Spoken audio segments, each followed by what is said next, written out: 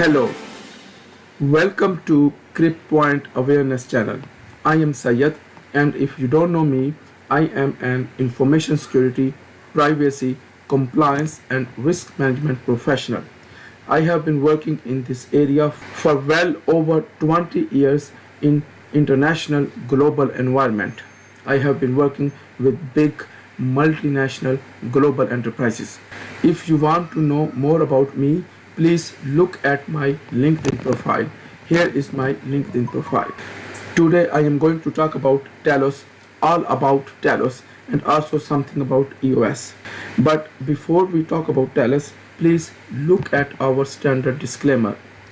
And remember that this is an educational channel. The whole purpose of this channel is to raise awareness. And please also read the whole disclaimer. So let's now talk about Telos. I think by now most of the people in the blockchain arena, they know very well about Telos. And if you don't know, please look at this website, telosfoundation.io. This is your starting point about Telos. Here you can find all the basic information about Telos, and probably you already know that Telos is a fork from EOS. The EOS ecosystem is designed in such a way that it is expected to have multiple forks and multiple mainnets. So Telos is the first attempt to have such a fork. It will have its own blockchain. So Telos is going to provide an alternative to EOS, but it will work together with EOS, so they will be interoperable with each other. The question is, why we need Telos? Why we were not satisfied with EOS? Actually, there are some big drawbacks in EOS. There are big pain points and they are huge.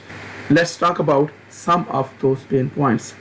One of the pain point is all the mess around EOS RAM. There's a lot of EOS RAM speculation, and the RAM prices are going up and down with very high rates. So there's a lot of fluctuation. It is very hard for the developers, especially for the small developers who don't have much money, to implement anything on top of EOS, because in the beginning no app developer is 100% sure about how their app is going to perform when it will be deployed in the live network in the production.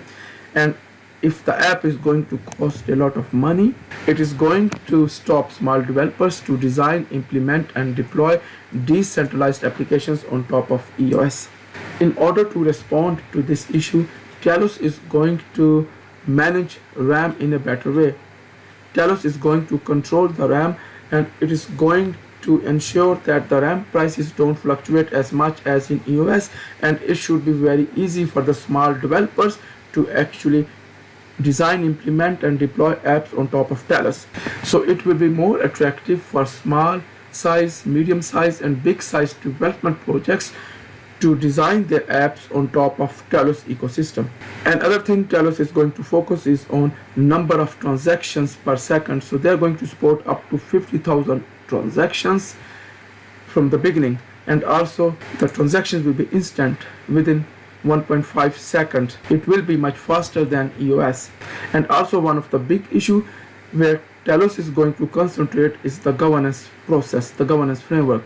In EOS, there are a lot of question marks in the governance process. First of all, in the EOS ecosystem, there are a lot of big whales. There are some whales who have over 20 million of tokens in just one of their account, and they may have multiple accounts. These whales, they can do whatever they like in the EOS ecosystem.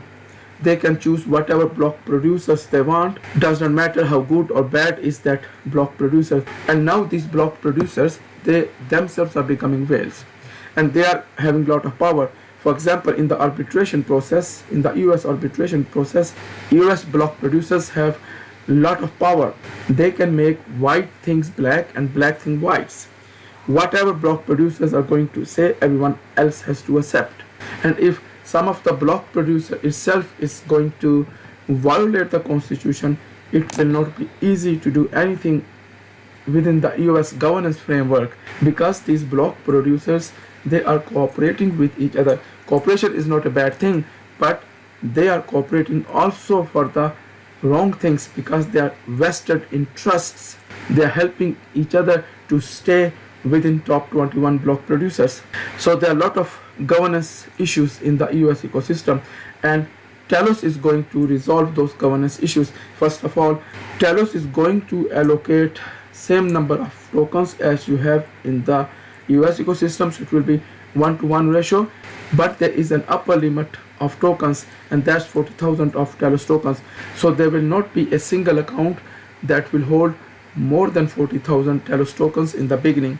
And then later on, within the governance framework, Telos is going to remain decentralized throughout the lifetime. And there are some more issues that Telos is going to resolve. I suggest you to look into this website, read all the details in this website, but also go to the blog, and here you can find a lot of interesting blogs. Especially there's one blog here published on 19th of July. Please read this blog line by line.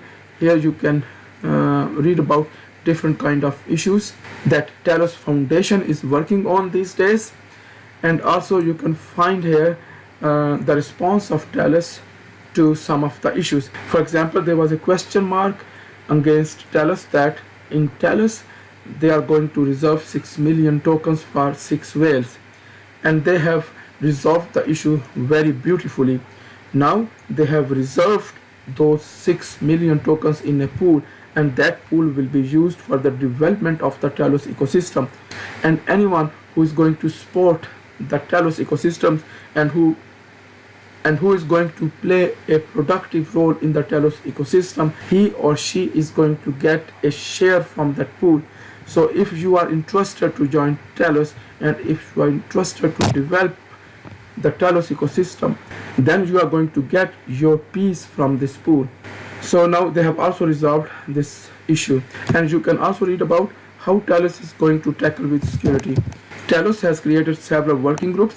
One of them is security, and they're focusing on security, enterprise grade security from the beginning. If you want that the big enterprises, for example like Accenture or IBM or Apple or maybe HP, if they want to use Telos ecosystem, then what security questions they are going to ask regarding Telos? The first thing they are going to ask is that how Telos is going to manage their information security, and the Telos is looking into security from holistic point of view from the beginning. So this thing was lacking in the EOS ecosystem.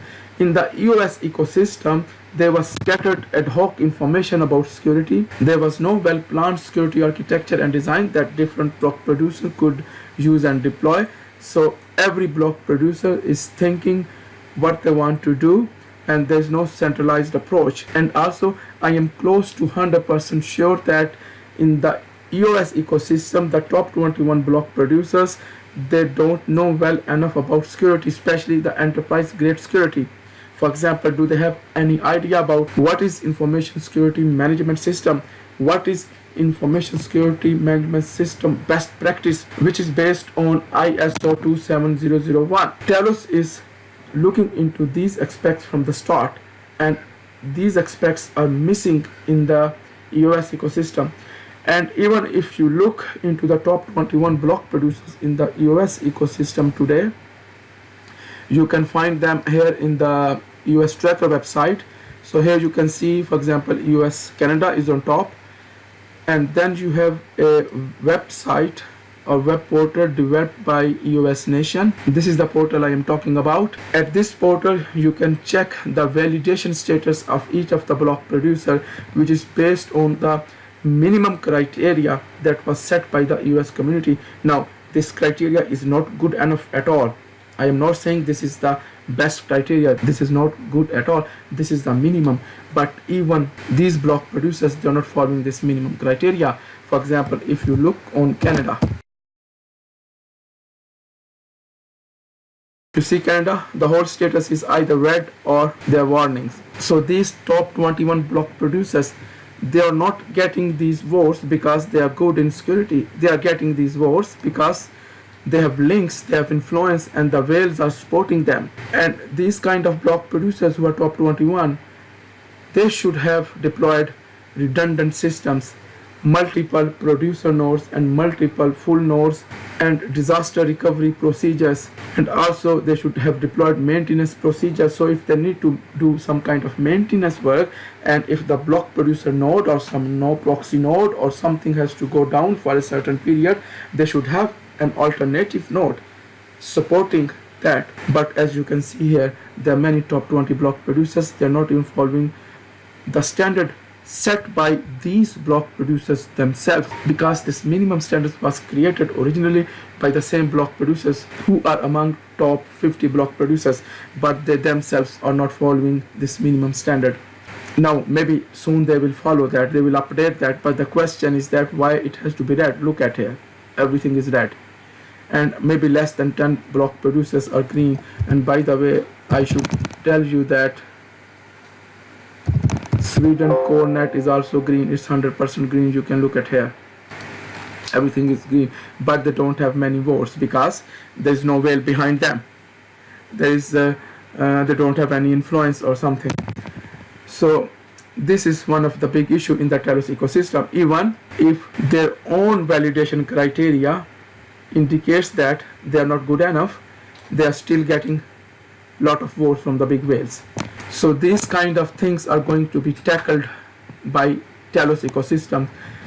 In the Telos ecosystem, they are going to take security seriously from the beginning, and it is a very big statement, and I know what I am saying, but this is the fact and this is the reality, that I see a lot of energy behind Telos.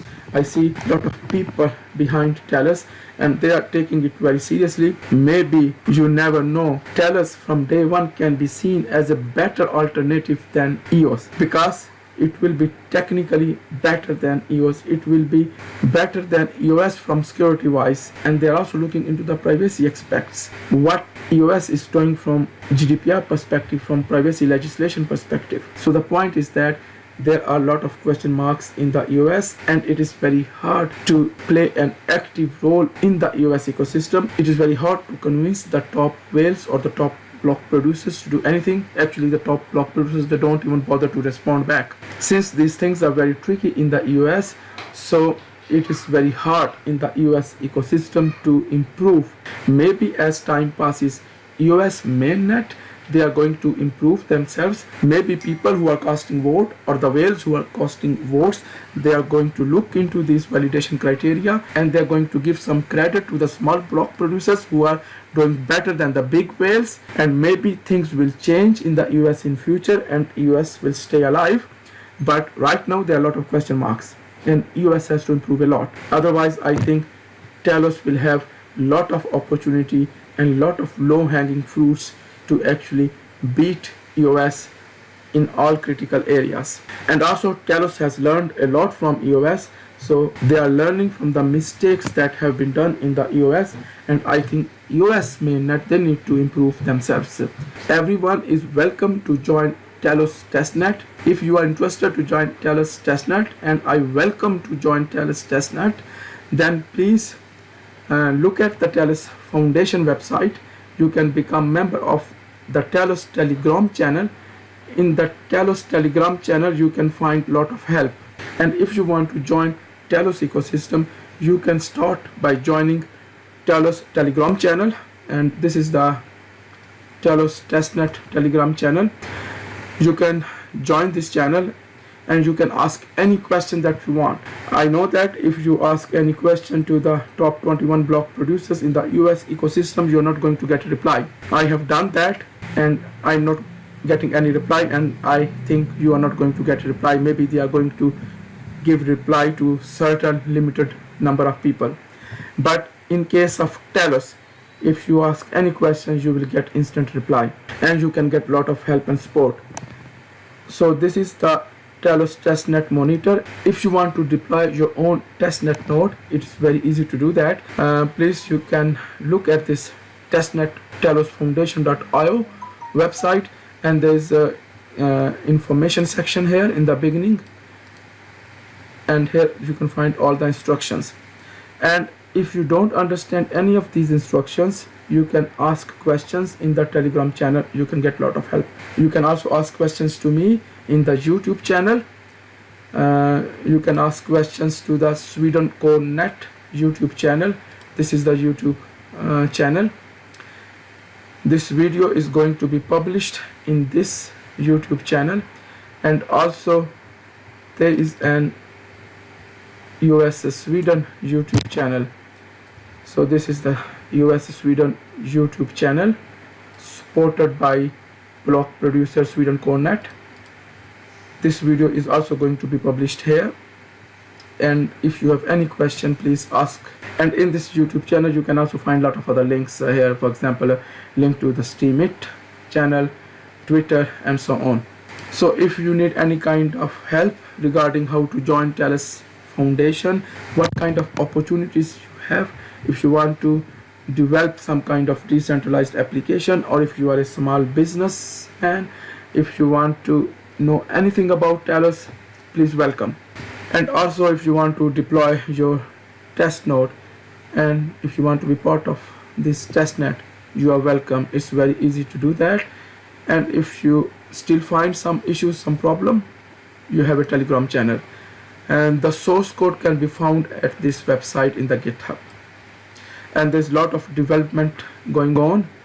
If you will read the blogs as I showed you in the beginning in the Telos Foundation website, you can read in those blogs that there are a lot of activities going on. Right now the Telos testnet is in stage 1. Last night they moved from stage 0 to stage 1.1. In stage 0 there were about 53 block producers who joined Telos testnet, and this move has started from today. So not everyone has moved from stage 0 to stage 1.1. There's a lot more to discuss about Telos, but I don't want to do this in one big video because then it will be difficult to follow. So I will make more videos in the future. Before I would end my video today, I would like to give a message to the EOS token holders. Please, when you are going to cast your vote, please look at the block producers progress, look at their website, look at EOS tracker, look at the EOS Nation website regarding the validation of the different block producers. Look at how they are performing. And there's one more thing: if you do not have much time to do this kind of investigation, to look into the block producers, to look into the security posture, then you can do at least one thing: you can set your proxy. There is a website called Aloha EOS. You can see this here. Here you can see a list of all the registered proxies. In the EOS ecosystem, it is expected from you, from the EOS token holders, that you cast your vote periodically, and you should cast your vote after investigation, and you should make sure that decentralization should work. So you should not go behind big whales. But if you do not have the time to do this kind of investigation, then you can set your proxy. And at this website you can see a list of all the registered proxies. You can see here a registered proxy from the awareness channel, from this channel. If you want to register this channel as your proxy, then you can do it here. Here you can find everything about this proxy. Also swedencornet has registered themselves as a proxy, so you can choose them as a proxy. Then they are going to cast vote on your behalf, and probably they are going to cast vote every week on your behalf. Of course swedencornet is going to cast vote for themselves on your behalf, but 29 other block producers as well, and they are going to do this by investigation. They know security, they have the industry best professionals in security, they can judge the block producers in a better way, and if you want to trust them, you can choose them as your proxy. But you do not have to choose them as a proxy, you can choose someone else as a proxy. But the point is that you should actively participate in casting your votes, and you should not cast your vote blindly. You should spend some time, you should investigate. By the way, if you do not know how to set your proxy, then you can contact me, or you can find my video. I have already published a video about this topic. You can also find videos from other people on this topic as well. This is the website of swedencornet block producer, who is formerly known as EOS Sweden. You can read about them here. As I said to you, they have a very good team.